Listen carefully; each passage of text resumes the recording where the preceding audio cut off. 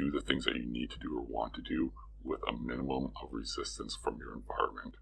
So you want to be more efficient with your major painting this year. You want to have higher quality paint jobs, quicker paint jobs, greater sense of satisfaction with the hobby. Well, I'll tell you the one step that people seem to gloss over way too much. The one most important thing you can do, and it is step one, is to clean your dirty, filthy hobby hole. Okay, so clean your room. It's a Jordan Peterson line that's been pretty popular over the last few years. Some people laugh at it because he takes the concept very seriously, because it's something that people say to each other all the time. That they hear from their mothers, their partners, roommates. Why have you clean your room?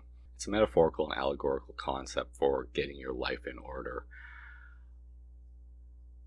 But there's actually the very literal interpretation, which is cleaning your room, which does have a direct impact and positive feedback loop with your mental health, with depression, with anxiety, with your productivity.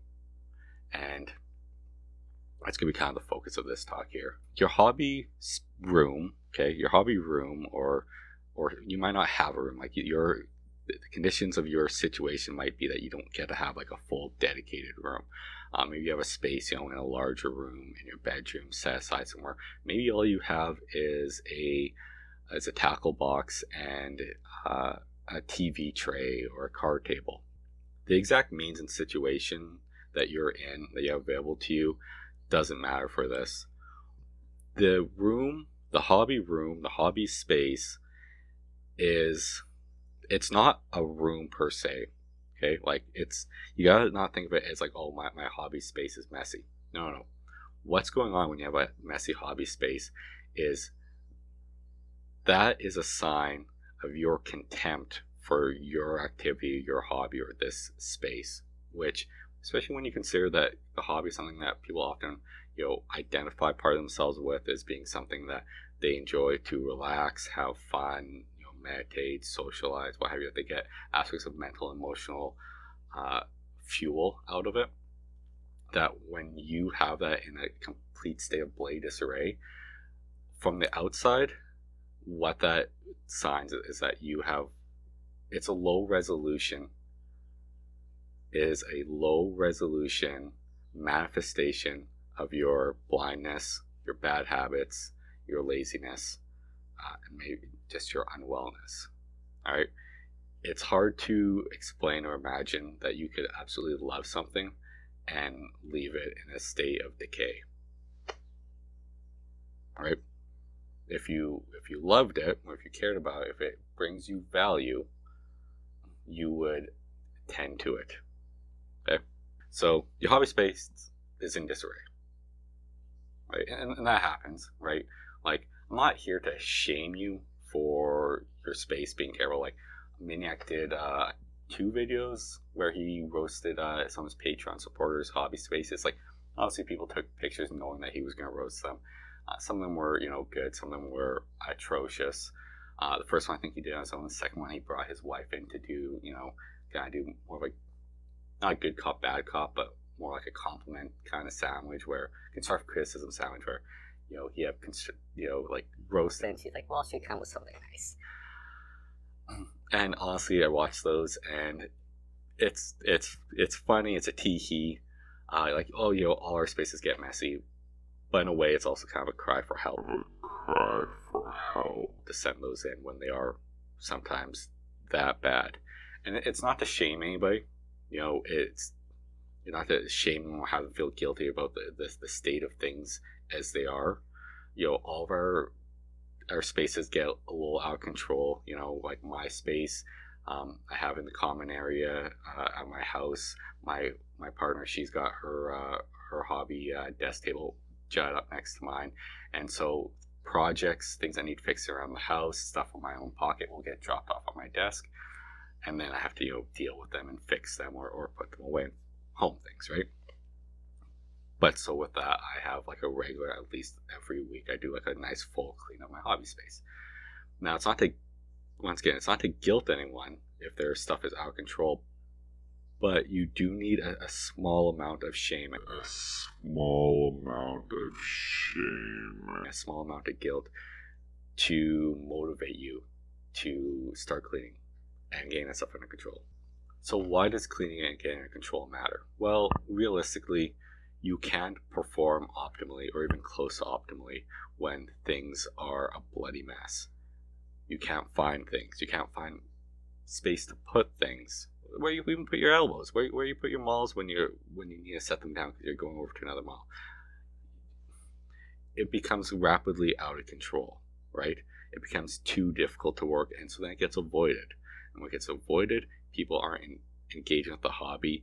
They may feel guilt, they may feel shame, they may feel negative emotions about it, and they look at those things behind those negative emotions, and they take adverse reactions to that, where they don't go and paint, but because they still want a hobby and be involved in it, will watch some videos like doing now, or more likely you're going to buy products, right? You're going to try and engage in the hobby in some way, but in ways where you don't have to deal with the negative things, the negative feelings you get from being in your hobby space.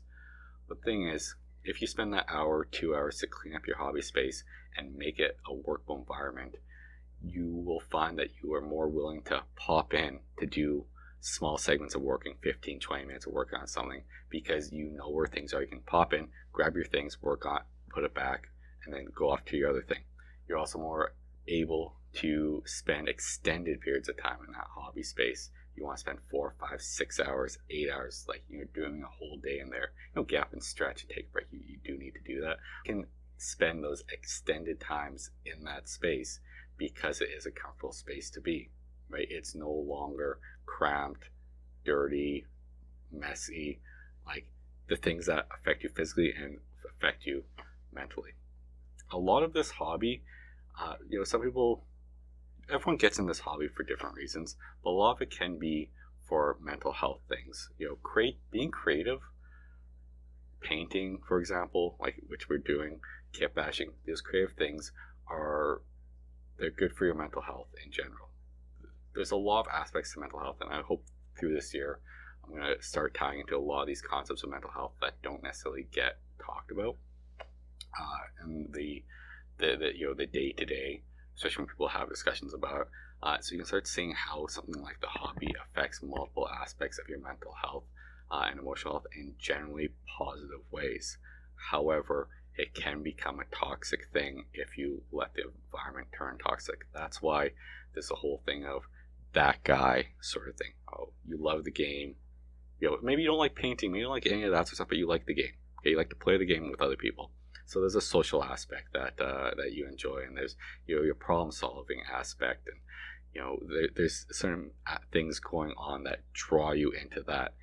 That guy is a toxic thing that spoils all these positive things that you're getting out engaging with the hobby. So if you're around that guy or many of that guys too much, your view on the hobby and your experience with it rapidly diminishes. It turns to rot. So you have to avoid them. You have to cut that cancer out so that you can once again engage with the aspect of the hobby that you enjoy.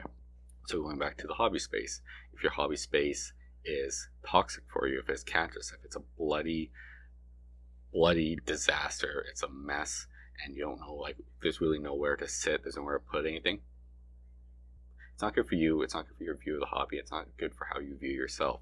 And for an outsider, once again, they see that, and they see that low resolution manifestation of, oh, he says or she says that they love this hobby, and it doesn't look like that they do anything here at all besides pile up garbage.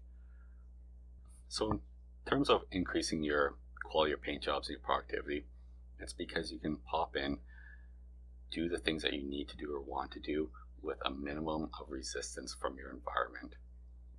High level painters don't paint in squalor. I mean, some might, I don't know, like their particular life circumstances, but generally speaking, they don't, because the amount of attention and focus and order that you need to do high level paint jobs or high level creativity in general tends to remove the ability for there to be a scene or space of squalor and mess, right? Because there's too much of a risk of things getting to your paint job, not being able to find things, not being able to focus and work. You have to be orderly.